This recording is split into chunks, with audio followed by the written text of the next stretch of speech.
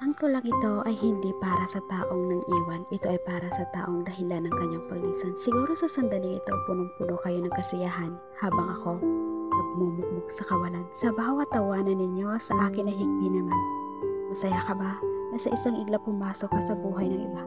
Hindi kita sinisisi na relasyon namin nasira, pero sana inisip mo bago ka sumama. Kung may tao bang masasaktan o luluha, 2 taon, 2 buwan at 10 araw, relasyong binuo ay inagaw. Bigla na lang pumasok sa eksena na amoy halimaw. Hindi ko man lang nararamdaman umatanaw. Sa isang igla, pagmamahal niya sa akin ay pumanaw. Hindi ako madaya o maramot. Kasiyahan niya ang aking hangat, ngunit hindi ko abot.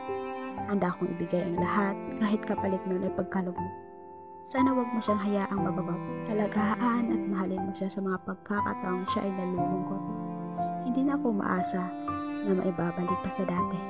Alam ko, hindi ko na siya mababawi. Kasi wala akong laban, ikaw na ang nagwagi. Ikaw na ang mahal, hinahalikan sa noo at sa labi. Ikaw na din ang dahilan ng kanyang pagbangon at pagngiti. Panahon na rin siguro para tanggapin ko na may mga taong pinagtagpo pero hindi magiging sila sa dulo. Tauhan lang ako at hindi bida sa kwento.